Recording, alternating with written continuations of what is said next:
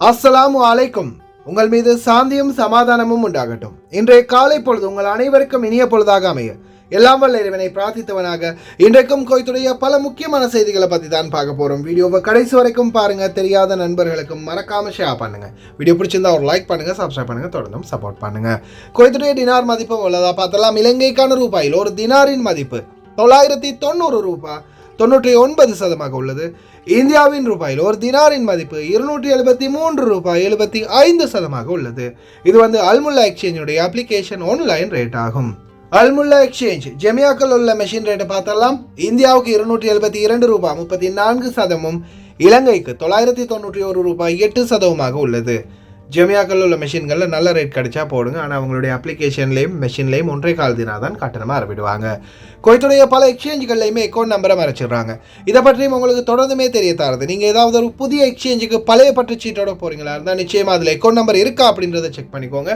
அப்படி இல்லாத பட்சத்தில் எழுதிட்டு போனாலும் பிழை இல்லாத அக்கௌண்ட் நம்பர் எழுதிட்டு போங்க. ஏதாவது ஒரு நம்பர் பிழைச்சாலும் கூட உங்களுடைய பணம் நாட்டுக்கு போய் சேராது. அதே போல் அந்த பணத்தை திரும்ப பெறணுமா இருந்தாலும் ரொம்ப நாட்களாகும், மறுபடியும் கட்டணம் செலுத்த வரும். அதே மாதிரி இன்னொரு முக்கியமான விடயம், நீங்கள் எக்ஸ்சேஞ்சில் பணம் அனுப்பும்போது உங்களை ரீசெக் பண்ண சொல்லி ஒரு பில் கொடுப்பாங்க அல்லது டிஸ்பிளேல பார்க்க சொல்லுவாங்க. அந்த நேரத்திலையும் தயவு செய்து மறக்காமல் மாய்ச்சல் படாமல் செக் பண்ணி பார்த்துக்கோங்க. அதுலேயும் சிலர் பிளவிடுறாங்க. யுனைடெட் கல்ஃப் எக்ஸ்சேஞ்ச் கோஆபரேஷன் இந்தியாவுக்கு பணம் அனுப்ப 750 ஃபில்ஸும் இலங்கை பணம் அனுப்ப 1 தினாரும் கட்டணமாக ஆரம்பிடுறாங்க. அல்சாமில் எக்ஸ்சேஞ்ச் கோஆபரேஷன் 1 தினார் மட்டுமே கட்டணமாக ஆரம்பிடுறாங்க. யூஜே எக்ஸ்சேஞ்ச் கோஆபரேஷன் 1 தினார் மட்டுமே கட்டணமாக ஆரம்பிடுறாங்க. குவைட் ஏஷியன் இன்டர்நேஷனல் எக்ஸ்சேஞ்ச் 750 ஃபில்ஸ் மற்றும் 1 தினார் 500 ஃபில்ஸ் போன்ற கட்டணங்களும் ஆரம்பிடுறாங்க. குவைத்தில் அல்நாதா, ஏஆர்ஒய், அம்மான் எக்ஸ்சேஞ்ச், யூஜே, அல்சாமில் அன்சாரி exchange, Lulu exchange, Joyalukkas, KBE, UAE, Oman exchange, Bahrain exchange, BEC, World Street exchange, சஜில் எக்ஸ்சேஞ்ச், மலிக் எக்ஸ்சேஞ்ச், இன்டர்நேஷனல் எக்ஸ்சேஞ்ச், இது போன்ற இன்னும் பல எக்ஸ்சேஞ்சுகள் இருக்குது. இந்தியாவை பொறுத்தவரையில் ரேட்டு 1 ரூபாயில் அதிகரித்து தான் இருக்குது. ஆனால் இலங்கையை பொறுத்தவரையில் இடைக்கிட ரேட் மாற்றம் ஏற்படுது. ஆனால் இதில் இப்போ நீங்கள் 990 ரூபாய் இருக்கும்போது ஏதாவது ஒரு எக்ஸ்சேஞ்சில் 1000 ரூபாய் கொடுக்குறாங்களா இருந்தால் நிச்சயமாக அவங்க 100 டினாருக்கு உட்பட்ட டிரான்சாக்ஷனுக்கு மட்டும்தான் கொடுப்பாங்க. அதே அப்ளிகேஷன் சாதாரணமாக அப்ளிகேஷன்லேயும் ஜெமியாக்கள் உள்ள மெஷின்களையும் 1000 ரூபாய்க்கு மேலே இருக்குது, இல்லை 1000 ரூபாய் இருக்குதுன்னா நீங்கள் 100 தினாருக்கு மேலே 1000 தினார் அனுப்பினாலும் உங்களுக்கு 1000 ரூபாய் கிடைக்கும். ஆனால் இப்போ 990 ரூபாய் மாதிரி இருக்கக்கூடிய சூழலில் உங்களுக்கு 1000 ரூபாய் கிடைக்குதுன்னா அது 100 தினாருக்கு உட்பட்ட ரேட்டுக்கு மட்டும்தான் கிடைக்கும். ஞாபகம் வச்சுக்கோங்க. அதே மாதிரி முடிந்த வரைக்கும் கஷ்டப்பட்டு உழைக்கிற சம்பளத்தை நல்ல எக்ஸ்சேஞ்சுகளில் அனுப்புங்க. பணிப்பெண்களுக்கும் இந்த வாய்ப்புகளை பெற்றுக் கொடுங்க ஓட்டுநர்கள். குவைத்துடைய தங்க விலையை பார்த்துடலாம். 1 கிராம் 18 கேரட் தங்கத்தின் விலை 17 தினார் 879 ஃபில்ஸ். 1 கிராம் 21 கேரட் தங்கத்தின் விலை 20 தினார் 858 ஃபில்ஸ். 1 கிராம் 22 கேரட் தங்கத்தின் விலை 21 தினார் 836 ஃபில்ஸ். 1 கிராம் 24 கேரட் தூய தங்கத்தின் விலை 23 தினார் 838 ஃபில்ஸ். இந்த நாட்களில் தங்கம் விலை கொடுத்து வாங்கிக்கோங்க. ஏன்னா இப்போதைய சூழலில் மறுபடியும் கம்மியாகின நிலைமைக்கு வந்திருக்குது. பார்க்கலாம் இன்ஷா அல்லாஹ் எதிர்வரும் நாட்களில் மசகு எண்ணெயின் விலை என்ன மாதிரி வீழ்ச்சி அடையுதா இல்லை அதிகரிக்குதான்னு அதை வச்சு தான் தங்கம் மறுபடியும் அதிகரிக்குமா குறைமான்றதை நிர்ணயிக்கலாம். இப்போதைக்கு விலை கொடுத்து வாங்கிக்கோங்க. ஜஹரா கவர்னரேட்டில் அதிரடி சுற்றி வளைப்பு, மாட்டியது தங்க புதையல். கஹானா பணிப்பெண் வெரி சூன். இதோ அன்னைக்கே நான் சொன்னேன் ஒரு வீடியோ ஒன்று போட்டு, பஸ் ஓட்டுநர்களே விரைவில் வேலை இழக்க நேரிடும் அப்படின்னு. அந்த வீடியோவுக்கு பதிலடி உள்துறை அமைச்சகத்தின் நேற்றைய ஒன்று கூடலில் தைமா சுலைபியா நேற்றைய தினம் ஒரு வீடியோ போட்டிருந்தேன். வீடியோக்கான விடியல் விரைவில். ஃபாத்திமா அல் மோமின் 2 பேர் படுகொலை, 1 படுகாயம்.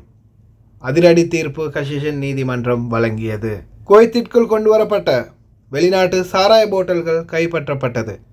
சில தூதுவர்களுக்கு இதில் பங்களிப்பு இருக்குமா என்றும் சந்தேகம். பார்க்கலாம் அனைத்து தகவல்களையும். தொழிலாளர்களுடைய பாதுகாப்பை மீண்டும் உறுதிப்படுத்துகிறது மனித வளத்துக்கான பொது ஆணையகம். தொழிலாளர்களுக்கு ஏதாவது பிரச்சனை இருந்தால் 24 93 61 92 என்ற வாட்ஸ்அப் இலக்கமூடாக தெரிவிக்கலாம். அதே போல் காலை 10 மணி முதல் மாலை 4 மணி வரை. நல்லா ஞாபகம் வச்சுக்கோங்க. காலை 10 மணி 11 மணில 10 மணி 4 மணி. يحظر على صاحب العمل تشغيل عمالة في أماكن عمل مكشوفة من الساعة 11 صباحا إلى الساعة 4 مساء في الفترة الممتدة من أول يونيو وحتى نهاية أغسطس. الإنسانية مبدأ وقانون. مع تحيات الهيئة العامة للقوى العاملة.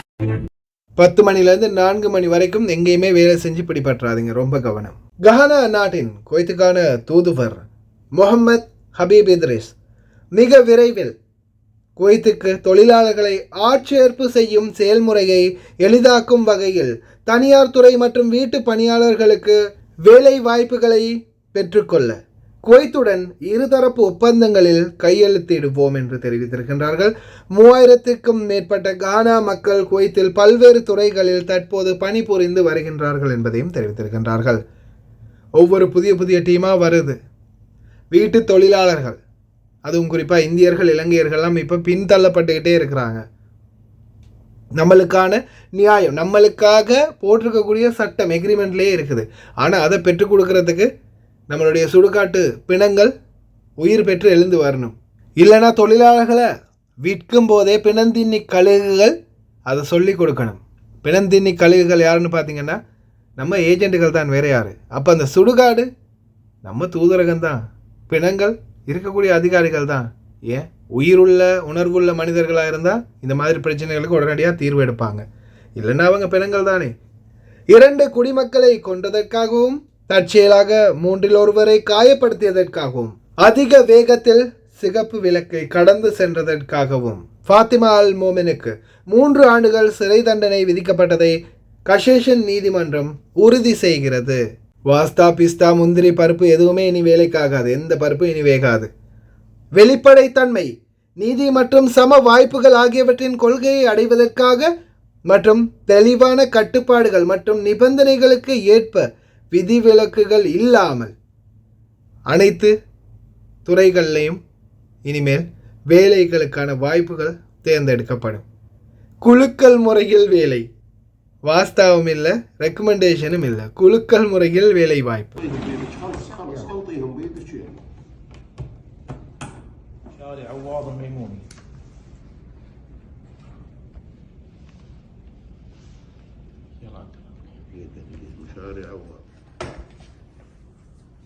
عبد الله شريف من طيري.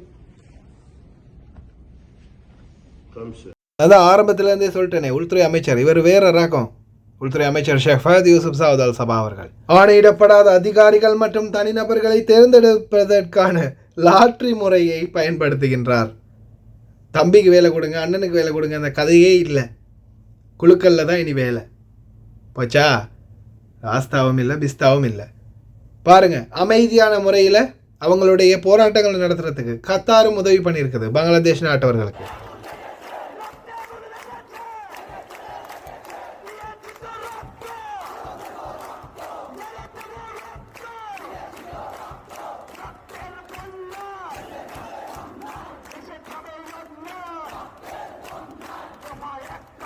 ஆனால் உண்மையிலே ஒற்றுமையில் இந்த பங்களாதேஷ் நாட்டவர்கள் அடிக்க ஆளே இல்லை. ஏதாவது ஒன்றுனா ஒன்று கூட்டிடுவாங்கப்பா. நம்ம ஆளுங்க மாதிரி ஒருத்தர் காட்டி கொடுக்குறதோ காலை வாடுறதோ இருக்காது. குவைத்தில் மிகப்பெரிய மதுபான கடத்தல் நடவடிக்கையை சுங்கம் கைப்பற்றியது.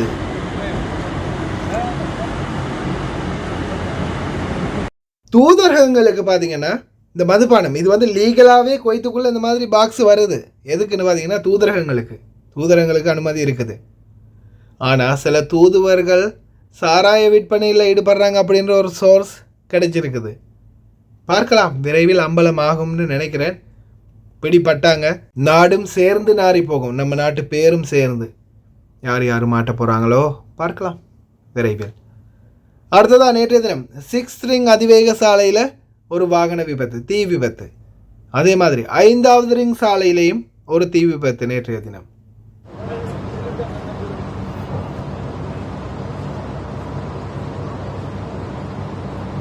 அஞ்சாம் நம்பர் ரோட்டு ரிக்கே பக்கத்தில் ஜீப் ஒன்று நெருப்பு பிடிக்குது பார்த்தீங்களா எப்படின்னு. மாறுதிக்கு எரியுதப்பா. நன்றி ராஜா சகோதரர் அவர்களே. அதே போல் பார்த்தீங்கன்னா தொடர்ந்துமே ஞாபகப்படுத்துறது தான், வண்டிகளில் ரேடியேட்டரில் தண்ணி இருக்கான்னு செக் பண்ணிக்கோங்க. ஆயில் மெயின்டெனன்ஸ் எப்போ கடைசியாக சர்வீஸ் போடணும் அப்படின்றத செக் பண்ணி பார்த்துக்கோங்க. டயர்களை செக் பண்ணி பார்த்துக்கோங்க. பிரேக் லைனில் செக் பண்ணி பாருங்கள். வாகனங்களில் மெயின்டெனன்ஸை பற்றி எனி டைம் செக் பண்ணிக்கிட்டே இருங்க ஓட்டுநர்களை. அதே மாதிரி வேறு லெவல்ப்பா, கத்தாரில் ஒரு பில்டிங் தீப்பற்றி எரிஞ்சிருக்குது. எவ்வளவோ வேகமாக நுணுக்கமாக தொழில்நுட்பத்தோட தீய கட்டுப்பாட்டுக்குள்ளே கொண்டு வந்தாங்க தெரியுமா?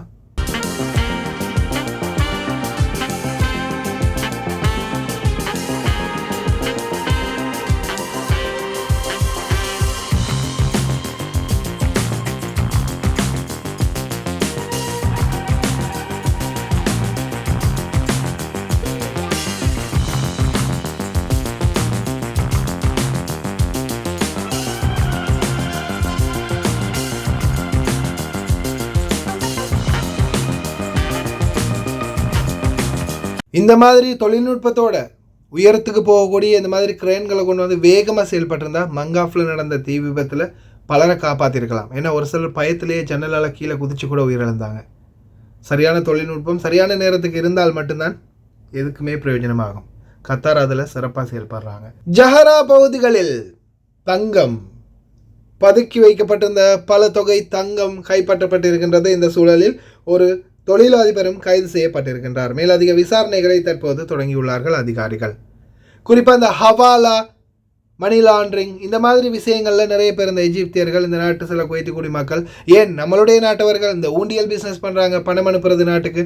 அதுவும் நாட்டில் இருக்கிற கருப்பு பணங்களை வெள்ளையாக்குறதுக்கு அவங்களுடைய கருப்பு பணங்களை அங்கேயே நாட்டுக்குள்ளேயே கலைச்சி விட்டுட்டு இங்கே அவங்களுக்கான கருப்பு பணத்தை வெள்ளையாக்குறதுக்காக சேர்த்து வராங்க. அதுதான் ஊண்டியல், ஹவாலா. இதை கொடுக்குறவங்க நாட்டுக்கு சதி செய்கிறீங்கன்றதை நினச்சிக்கோங்க. நான் தான் அன்னைக்கே சொன்னேனே, பஸ்ஸை பற்றி ஒருத்தர் வீடியோ போட்டிருக்கார். அந்த வீடியோவை அட்டாச் பண்ணியிருக்கேன், கட்டாயம் பாருங்கள்.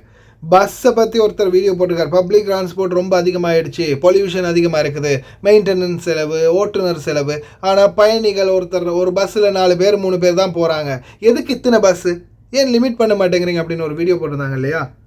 உள்துறை அமைச்சகத்தின் துணை செயலாளர் லெப்டினன்ட் ஜெனரல் ஷேக் சாலிம் நவாஃப் அஹமட் அல் சபா அவர்கள் பொது போக்குவரத்து சேவைக்கான 21ஆம் கவுன்சிலில் நேற்றைய தினம் தலைமை தாங்கினார். கடந்த சில தினங்களுக்கு முன்பு பதிவிடப்பட்ட போக்குவரத்து பேருந்துகள் சம்பந்தமான பிரச்சினைகளுக்கு விரைவில் தீர்வுகள் காணப்படும், அதே போல அதிகப்படியான புதிய மாற்றங்கள் கொண்டு வரப்படும் என்பதை தெரிவித்திருக்கின்றார்கள். இந்த வீடியோவை யாரெல்லாம் பார்க்கலையோ ஒரு நிமிடம் இந்த வீடியோவையும் பாருங்க. في دولة الكويت عندنا 3 شركات للباصات أو النقل الجماعي، وعادة ما ترتكز هذه الباصات وهذه الشركات ال3 في مدينة الكويت بالقرب من دوار الشيراتون، وانت اللي طالع على الخط هذا ودائما تلقاهم هناك. كل هذه الشركات ال3 متميزة في عملها، متميزة أيضا في الخدمات اللي تقدمها للركاب ولزبائنها. يعني كل شركة تنافس الثانية وكلهم يقدمون الأفضل من الخدمات. الغريب في الأمر إنه لو لاحظت الباصات هذول ال3 وخاصة هذا اللي فيه طابقين دورين، عادة ما تلقى إن الباص فاضي ما في إلا السايق وفي 2-3 راكبين ورا. يعني لو تحسبها حسبة سريعة، هل هو هذا الباص أو هذه الشركة قاعد تطلع مصاريف الديزل على الأقل؟ يعني مصاريف الديزل بس. هل هي قاعد تطلع رواتب العمال، رواتب السواق؟ السايق راتبه كم اللي قاعد يسوق هذا الباص ويفتر فيه بالشوارع وتخنتت عجل وراه؟ صيانة الباص، السفايف، التواير، القطع الغيار الاستهلاكية، هذه كلها تحتاج إلى مصاريف. أنا ماني قادر أستوعب شلون هذه الشركات قاعد تضخ هذه الباصات وشغالة إلى الآن. يعني الله يبارك لهم ويوفقهم، ولكن يعني يبقى تساؤل، الواحد يسأل. يعني الموضوع لازم الواحد يسأل. وما قاعد نشوف احنا احد او نشوف مثلا في ازدحام او في قبول من العامة لهذه الوسيلة، وسيلة النقل اللي هي الباصات ال3. نكرر مرة اخرى، ما عندنا شركة دون اخرى، احنا قاعد نتكلم عن الكل. فالموضوع كأنه نوع من الشو اب، يعني نفس محل العصير كذي اللي تشوفه ما شاء الله كل يوم يفتح فرع، وتوقف عند الفرع هذا الجديد ما تلاقي عنده احد، شوي لا فاتح فرع ثاني وهم ما في احد. طيب هذا شنو قاعد يسوي؟ يعني انا ما ادري يعني شنو الموضوع بالضبط، ما ندري. كذلك في محل مساج نفس الطريقه، ما شاء الله افرع منتشره في شمال جنوب الكويت، ماكو احد. يعني هل احنا بحاجه هذه المحلات؟ هل احنا بحاجه هاي محلات العصير؟ هل احنا بحاجه هذا الحجم من الباصات؟ كأنه نوع من يعني إعلاني أكثر من ما هو خدمي، يقدم خدمة هذا الباص في هذه الشوارع، بالرغم من أن أضراره جدا كبيرة على البنية التحتية وأضراره على القار. يعني دائما نشوف خاصة في شوارع الديرة نشوف أن الشوارع محفرة على الجنب وفيها نوع من الميلان والتكسير، فهذا بسبب هذه الشاحنات الكبيرة وعددها المهول اللي قاعد يجوب الشوارع 24 ساعة. هذا غير الدخان والتلوث البيئي اللي قاعد يسوونه والازدحامات المرورية. ودي ان انا اشارككم في هذا التساؤل، هذه الباصات فعلا احنا بحاجتها؟ هل فعلا ان هناك عليها طلب يستوعب هذه الكمية او هذا العدد من الباصات، ولا فقط انها مجرد انها تأثر على البنية التحتية وتسبب ازدحام وتسبب كذلك تلوث بيئي من الأدخنة الصادرة منها؟ باصات 24 ساعة تفتر في هذا الشارع فاضية وما فيها أحد، وتشوف القار شلون متأثر وتشوف الشارع شلون مزدحم وفي اختناق مروري. நான் தான் சொன்னேன், இந்த வீடியோ வந்து இப்போ நான் நினைக்கிறேன் ஒரு வாரத்துக்கு முன்னாடி போட்டிருப்பேன்னு நினைக்கிறேன். இப்போது இது சம்மந்தமான மேலதிக விசாரணைகள் ஆரம்பமாகுது. அதிகமான பஸ்களை வந்து குறைக்கிறதுக்கான வாய்ப்புகளும் அதிகரிக்கும். பஸ் ஓட்டுநர்களாக இனி இந்த நாட்டுக்கு வரணும் அப்படின்ற கனவை யாரும் நினைக்காதீங்க. ஒரு விபத்து, ஓட்டுநர்களே தயவு செய்து உன்னிப்பாக கவனியுங்க. அதே மாதிரி உங்களுடைய நண்பர்களுக்கும் இதை முடிஞ்ச வரைக்கும் ஷேர் பண்ணுங்கள், போட்டு காட்டுங்க. வாகனம் ஆக்சிடென்ட் ஆகிடுச்சு, வாகனம் விபத்துக்குள்ளாகிடுச்சு. இப்போ இந்த டிஷர்ட்டில் கோடு போட்ட மாதிரி ஒரு நபர் நிற்கிறாரு, வண்டியை பார்த்துக்கிட்டு சோகமாக அந்த வடிவேல் கேட்குற மாதிரி ஃபீலிங்கா, எனக்கு தாண்டா ஃபீலிங், போங்கடா அப்படின்ற மாதிரி ஃபீலிங்கில் நிற்கிறாரு. அல்லாஹ் பாதுகாக்கட்டும். என்ன நடந்துச்சுன்னு தெரியலை, உயிர் போயிருக்கா இல்லையான்னு கூட தெரியலை. பாருங்கள் என்ன நடக்குதுன்றதை பாருங்கள், விஷுவலை பாருங்கள். என்னடா நின்றுக்கிட்டு இருந்தவர் அந்தர் பெல்ட்டி அடிக்கிறாருன்னு பார்க்குறீங்களா? வண்டியை சோகமாக பார்த்துக்கிட்டே நின்றாரா? அந்த பக்கம் இது அதிவேக சாலையில் நடந்த விபத்து தானே, அந்த பக்கம் வேகமாக கட்டுப்பாட்டை இழந்து வந்த வண்டி அடிபட்டு கிடந்த வண்டியில் மோதினது. இந்த பக்கம் நின்று சோகமாக பார்த்துக்கிட்டு நின்றார் இல்லையா, அவர் மேலே இந்த வண்டி, அவருடைய வண்டியை வந்து அடித்து தூக்கி வீசினது தான் அந்த காட்சி. நான் விஷுவலை சேஞ்ச் பண்ணிக்கிறேன், ஏன்னா யூடியூப் வந்து அதை அலோவ் பண்ண மாட்டாங்க. எப்படி தூக்கி வீசி படுறாருன்னு பார்த்தீங்களா? தயவு செய்து ரொம்ப கவனம். வண்டி அடிபட்டுச்சா மெதுவாக வண்டியை மூவ் பண்ண முடிஞ்சால் மூவ் பண்ணுங்கள், இல்லையா நீங்கள் தூரமாகிருங்க. இல்லை பிரச்சனை உங்களுக்கு தான். தயவு செய்து கவனம். அடுத்ததா ஃபர்வானியா மற்றும் ஜஹரா கவர்னரேட் பகுதிகளில் தொடர்ந்தும் ஆய்வு பிரச்சாரங்களை மேற்கொண்டு வருகின்றாங்க குவைத்துடைய வணிக வர்த்தக அமைச்சகம். காய்கறிகள், பல வகைகள் மற்றும் இறைச்சி கடைகள், உணவகங்கள், பெட்டி கடைகள் எல்லாத்துலேயுமே தொடர்ந்து சோதனைகள். இப்போ ரீசெண்டாக கூட 20 பக்காலா கடை உரிமையாளர்களை பிடிச்சிருந்தாங்க, கடையில் வேலை பார்க்குறவங்கள. என்ன தம்பாக் அந்த அப்சல் விற்றதுக்காக. தயவு செய்து ரொம்ப கவனம். அடுத்ததா தைமா தகர கொட்டாய் பற்றிய வீடியோன்னு நேற்றைய தினம் போட்டிருப்பேன். தகரங்களான அறைகள் அதிகமாக இருக்குது, இதற்கு ஒரு தீர்வு காணணும் அப்படின்னு. இது இந்த வீடியோ வந்து நேற்றைய தினம் நான் பதிவிட்டிருந்தேன், முந்தின நாள் போட்ட வீடியோ. محافظة الجارة منطقة تيمة تحديدا، ما تعتقد ان هذا في نوع من الخطأ بالتوزيع السكاني، خطأ في امور اخرى؟ شوف السيارات، شوف الجبرات، شوف المخازن هذه المغلقة اللي ما تدري شنو هي، كلها مبنية على سور مدرسة. الان هذه مواقف مدرسة، شوف شلون تم استغلالها بالكامل، مخازن، جبرات، سكن عمال، سكن عزاب والى اخره. هذه السيارات منتشرة بهذا الشكل، ما في احد يطلع يسوي لهم تعداد، يشوف، يطالع. حتى لو كانت المنطقة عليها إزالة، شنو يعني نتركها؟ ترى بالنهاية المنطقة في دولة الكويت. அந்த வீடியோக்குரிய பதில் அதிரடியாக கிடைச்சிருக்குது. என்னென்னா, இதை வந்து இப்போ இவ்வளவு பெருசுப்படுத்துறீங்களே, அந்த ஏரியாவில் இருக்கக்கூடிய நிலைமை, அந்த மக்களுடைய நிலைமை என்ன, அதையும் சிந்திச்சு பாருங்கள். அதே மாதிரி அவங்களுக்கான சரியான சலுகைகளை பெற்றுக் கொடுங்க, அதை மட்டம் தட்டாதீங்க. ஆனால் அவங்களுக்கு நிறைய பேர் இந்த கூடாரங்களில் இருக்கிறவங்க, தகரக்கொட்டாய்களில் இருக்கிறவங்களுக்கு மாற்று வழிகளை ஏற்படுத்துங்க. அரசாங்கத்துக்கு அதிரடியான ஒரு கருத்து. يرتبون امورهم، لاني اخشى ان تاتي لجان الازاله وتزيل الامور المخالفه وغيرها. واخشى الفتره القادمه هذه انه يعني تصير امور انت شلون تقول هالكلام، انت ايش حقه، انت ماري انطوانيت تاكل كيك بالفيلم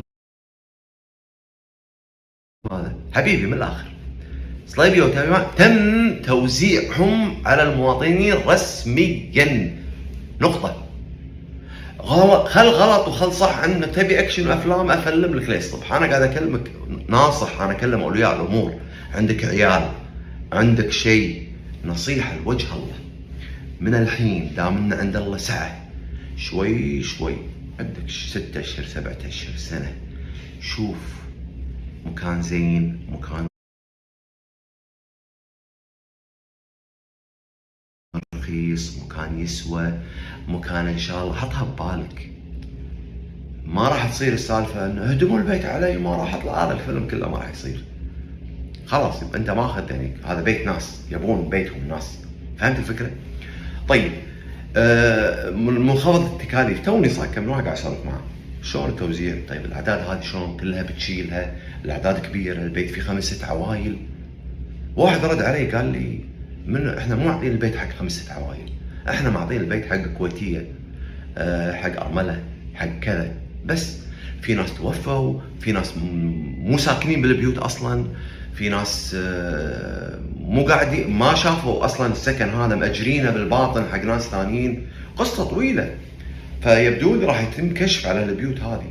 فقبل اللوية هذه كلها انا متوجه برسالة حق اولياء الامور القادرين، اللي مو قادر الله يعينه والله يسهل اموره، قادر من الحين حط في بالك، فكر بمكان تسكن فيه، لان بعدين فجأة بيوم وليلة راح وين اروح؟ لا تقول، لا تبهدل عيالك، لا تبهدل نفسك، لا لازم توزعت. اقول لك تم توزيعها على المواطنين، انتهى الموضوع، تخصصت للناس، خلاص. فلا تكابر، فكر بالموضوع. يعني انت ضد البدون؟ لاني ضد ولا معه، انا اكلمك بامر واقع. அங்கே அப்படி இருக்குது, இங்கே இப்படி இருக்குது, அது நடக்குது, இது நடக்குது, அது வந்து சரியில்லை, இது சரியில்லை. யோசிங்க, சிந்திங்க, முதல்ல சிந்திச்சு பாருங்க. இந்த வீடியோ போடுறவங்க அது எல்லாருக்கும் சேர்த்து நல்லா படுற மாதிரி தான் பேசியிருக்கிறாரு. நேற்றைய முன்தினம் இந்த வீடியோ கிடைச்சதுக்கப்புறமா குரூப்பில் இதை பற்றி பேசினாங்க. அப்போ நானும் நம்மளுடைய பிரச்சனையை ஏற்றி வச்சேன். வீட்டு ஓட்டுநர்கள், தொழிலாளர்கள், பணிப்பெண்களுக்கு கூட அந்த தைமா சுலைபியா பகுதிகள் அவங்களுக்கும் தகர கொட்டாயில் தான் ரூம் இருக்குது. வெயிலோ மழையோ இடியோ மின்னலோ எல்லாமே அவங்க மேலே தான். இது எல்லாமே அவங்களுக்கும் சேர்த்து சாதகமாக வர மாதிரி பேசுங்க அப்படின்னு அல்ஹம்துலில்லாஹ் அதையும் சேர்த்தே பேசியிருக்கிறாரு. இப்படித்தான் மக்களே, என்னால் ஏதோ முடிஞ்சது எங்களுடைய குரூப் வந்து, இப்போ நானும் வந்து ஒரு வீட்டு தொழிலாளர், நல்ல ஞாபகம் வச்சுக்கொள்ளுங்க. நான் வந்து அதிகார மட்டத்தில் இருக்கிற கோட் ஷூட் போட்ட டை கட்டின அதிகாரி இல்லை, நானும் ஒரு தொழிலாளர், சாதாரண தொழிலாளர். ஏதோ என்னுடைய முயற்சி, என்னால் முடிஞ்சது நான் முயற்சி பண்ணி இந்த நாட்டில் இது வரைக்கும் நம்ம அப்புச்சியே மாற்றிட்டேன். இன்னும் எத்தனையோ விடயங்களை மாற்றலாம், நேரம் கிடைக்கணும், பேச முடியணும். இன்னமும் முயற்சி பண்ணி தான் இருக்கிறோம் பல விடயங்களுக்காக. பார்க்கலாம், இன்ஷா அல்லாஹ் கொஞ்சம் கொஞ்சமாக மாற்றத்தை கொண்டு வருவோம். எப்போவுமே நம்மளுடைய வெளிநாட்டு தொழிலாளர்களுடைய மாற்றங்களுக்காக, அவங்களுடைய நிலைமைகளை சரி செய்கிறதுக்காக என்னுடைய முயற்சி என்றைக்குமே இருக்கும். ஏன்னா நம்மளுடைய செத்த பிணங்கள் வந்து என்றைக்குமே நம்மளை பற்றி கணக்கெடுக்காது. பிணந்தின்னி கலைகள் நம்மளை விற்று பணமாக்கத்தான் பார்க்கும். அப்போ நம்மளுக்கு ஆதரவாக இருக்கிறது எங்களை மாதிரி ஒரு சில சமூக ஆர்வலர்கள் தான். நிச்சயமாக என்றும் உங்களுடன் சர்ஃபான் BA vlog இருக்கும். கடைசி வரைக்கும் பார்த்து எல்லாருக்குமே ரொம்ப நன்றி. தெரியாத நண்பர்களுக்கு மறக்காமல் ஷேர் பண்ணுங்கள். வீடியோ பிடிச்சிருந்தா ஒரு லைக் பண்ணுங்கள், சப்ஸ்கிரைப் பண்ணுங்கள்.